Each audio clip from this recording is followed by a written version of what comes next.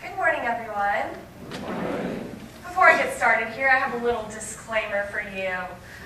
So last night was my senior prom. I'm a little bit tired. I went to bed at 5 in the morning. So be patient with me. So my 5th period sculpture class used to be one of my favorites. Now, I scowl every time I walk into the room. Today, I'm preaching on this text because I am handling anger poorly. There's a person who I used to be very close with who betrayed me that shows up in this class, despite not being enrolled. Any attempt to be polite comes off as vindictive to me, as some sort of means to get what they want, despite knowing the pain it causes me. So, at times, it's almost as if I forget my anger when I see their face. But a split second later, the anger overwhelms me. When the text says in verse 31, "Get rid of all bitterness, rage, and anger, brawling and slander, along with every form of malice," I want to respond to the text and say, you don't know my experience with this person. You don't know what they did to deserve this anger. But the problem is that anger isn't something that can be deserved. It doesn't impact them. It impacts me. So this text is important for people like myself to remember, because there is a difference between destructive and constructive anger. And we must know how to rid ourselves of this bitterness, rage, and anger, brawling and slander, and along with every form of malice. And instead, move towards compassion. Hardships and moral difficulties in our own lives, our communities, our nation, and our world make it far too easy to get angry. The thing that distinguishes sinful anger from righteous anger is whether we use the anger to tear down or to build up our community. In my own life, I've let anger cross the line into sin, where it distracts me from living a faithful life.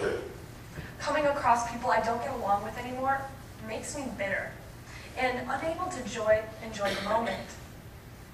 This is unnecessary, and I know I should remove this anger from my life. However, it feels like an uphill battle. In personal situations, it's much easier said than done to say, let it go, or what doesn't kill you makes you stronger, or grin and bear it.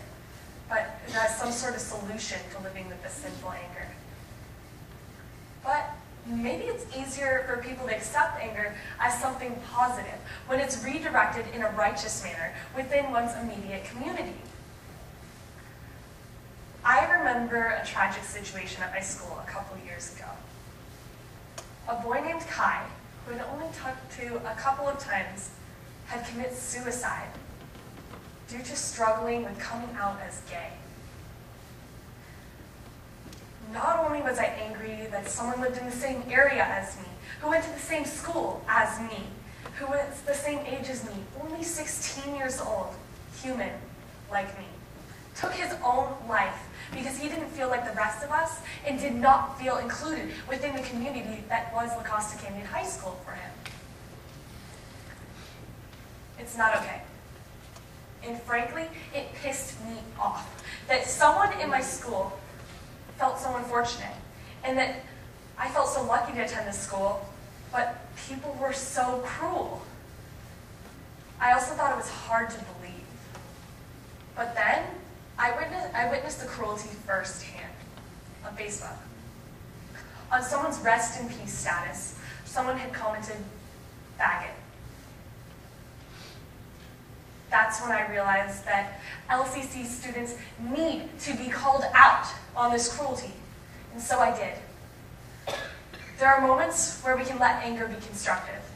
You see, I waited my time, let the anger settle, and I replied to this guy's cruel comment. But in waiting, I found that it was consuming me more and more with anger and distracting myself more than at this guy on Facebook. I'm sure that there are things within this community that is our church that deeply upset one another. But as fellow children of God, We get upset sometimes, misbehave, or don't handle situations in the best way that glorifies God. Even though our communities can be places of differences, other times it can be a place of shared understanding. In light of the recent police brutality inflicted upon African Americans, I've seen college campuses come together in protest, expressing their First Amendment rights. To me, I think this is something beautiful. Citizens dutifully expressing their sentiment. While some groups feel the need to support the Black Lives Matter movement, other communities and individuals feel strongly adverse to this movement. All this conflict and anger brings a distance to God. Now, while watching my favorite TV show of late, called The West Wing on Netflix, I discovered a really inspiring situation that I really think it impacts this speech. So basically, The West Wing was a TV show. It's an older show. It was filmed through the 90s to the early 2000s, and it's a political drama taking place of staffers in the West Wing. And in this current situation, they're running for a new office as the outgoing incumbent president and for the election of the new candidate. And so, in this situation, there's all this conflict and anger. It ultimately is shown in this show. And I came across a scene where I found anger was handled in such a righteous manner. So the 2006 Democratic presidential nominee, Matt Santos, visits a church in an African American community after a Latino police officer shot a 12-year-old African American boy holding a fake gun. Santos is very conflicted on how to handle the situation politically, because he too is Latino. So he doesn't want to alienate any of his Latino supporters, but neither does he want to deny the severity of a murder of a child. So let me show you this clip.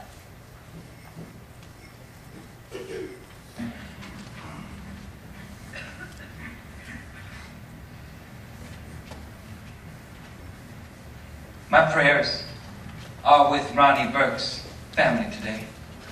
I know yours are too. My prayers are with Officer Rafael Martinez and his family. They are not struggling with the loss of a child, but they are struggling with the terrible truth.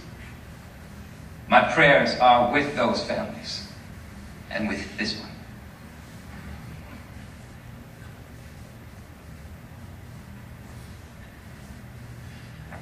You know, I find myself on days like this casting about for someone to blame. I blame the kid, he stole a car. I blame the parents. Why couldn't they teach him better? I blame the cop. Did he need to fire? I blame everyone I can think of, and I am filled with rage. And then I try and find compassion. Compassion for the people I blame, compassion for the people I do not understand. Compassion. Doesn't always work so well.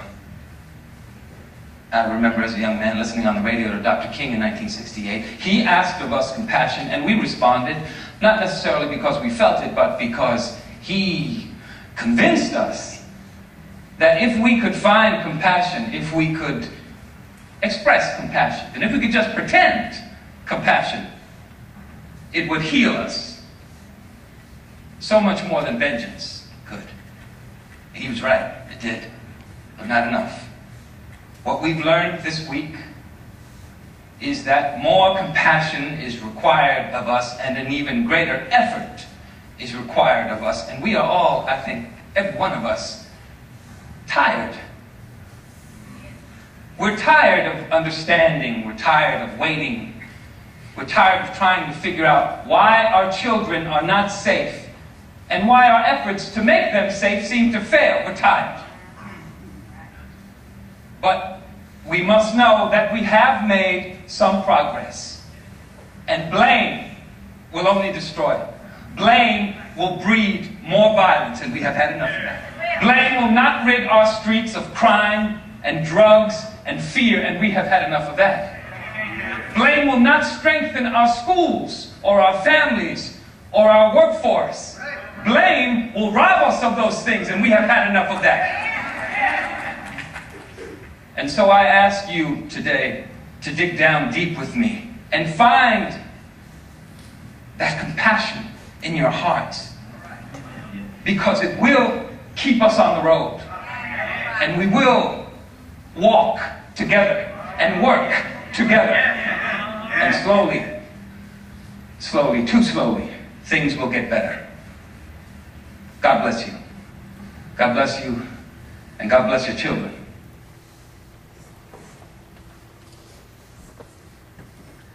So I showed this clip to you today because I think the circumstances are very applicable to today, despite having been filmed in 2005.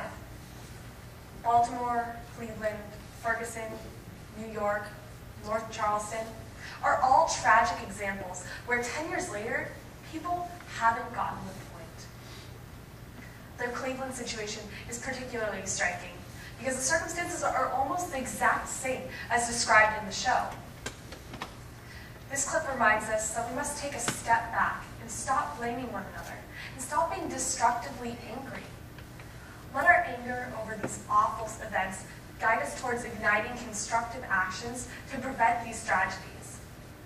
As Santos said, we are all tired of this violence. Anger grows weary on us when it's used for blame. Anger is constructive when we speak out, like how Matt Santos did. Let us take active steps towards being compassionate towards those who make us angry, even if it requires us just to push through the compassion begrudgingly. Because eventually, the kindness and compassion becomes innate through anger, and that's more satisfying than consumptive anger. For to be forgiving is to be Christ, and the world desperately needs Christ in it.